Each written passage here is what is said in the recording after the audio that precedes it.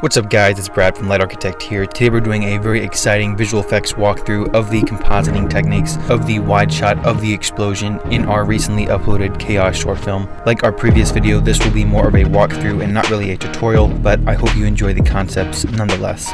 Anyways guys, let's get started. Here we are inside of After Effects and this is our final result here.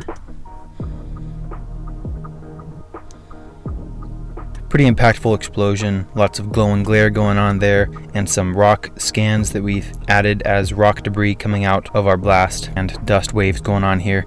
Anyway, let's go ahead and break it down layer by layer. So I'll start with our clean plate. Alright, so here is the original shot here, and we just have our character running away.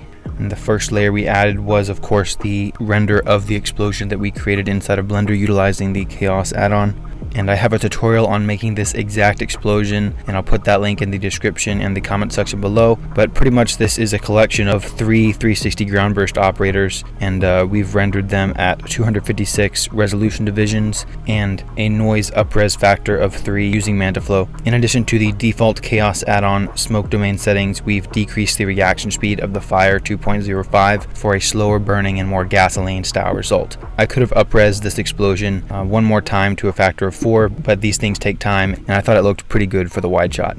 Anyways, if you want a more specific way on how to make this exact explosion, you can check out that tutorial. And now let's go through the compositing of it. So on this explosion, we've used several color correction techniques and glow effects to blend it into the scene a little bit better. If we go near the beginning of our blast here, we can see them more apparently.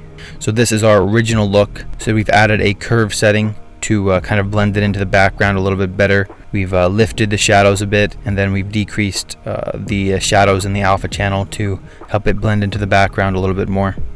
Then we've also remapped some of the color values with this hue and saturation node, and essentially we wanted to match this explosion to our background footage. And our background footage, we shot this on a Blackmagic Pocket 4K, and it has a very flat, kind of like a log ProRes. So we wanted to keep this explosion flat before we added the final increase of contrast and final color correction grade on top of it. We also remapped some of the yellow and red values, like to create a little bit more of a fiery result using this hue and saturation node as well.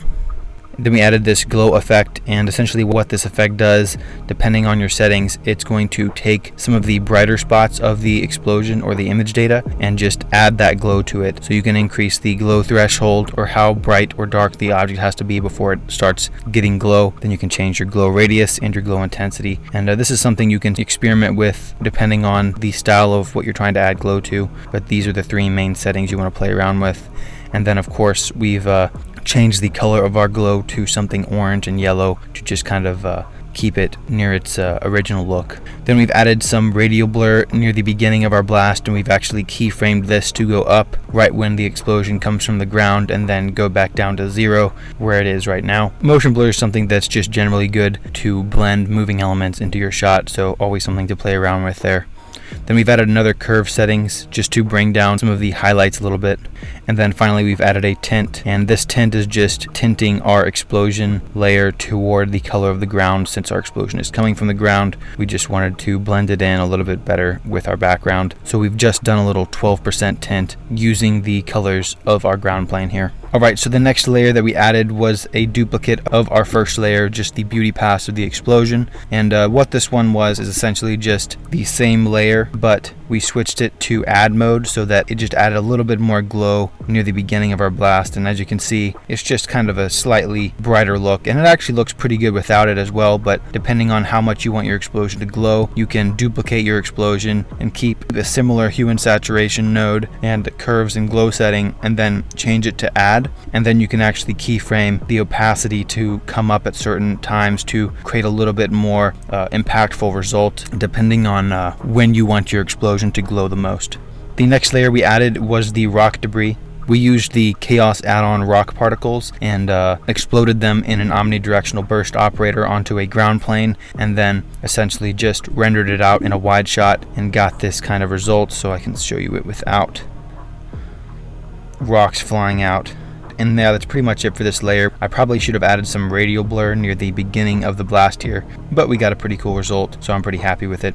Alright, so to bring our explosion more into the scene here in the desert, we've added a whole bunch of dust wave stock elements. So essentially this is just something that blends our explosion into the ground a little bit more. And then we've also rotoscoped out our character here in the foreground here. As you can see, our explosion is overlaid on top of him. So what we did was we took the base footage, duplicated it, and then rotoscoped him out and masked him out frame by frame so he can be on top of our explosion elements.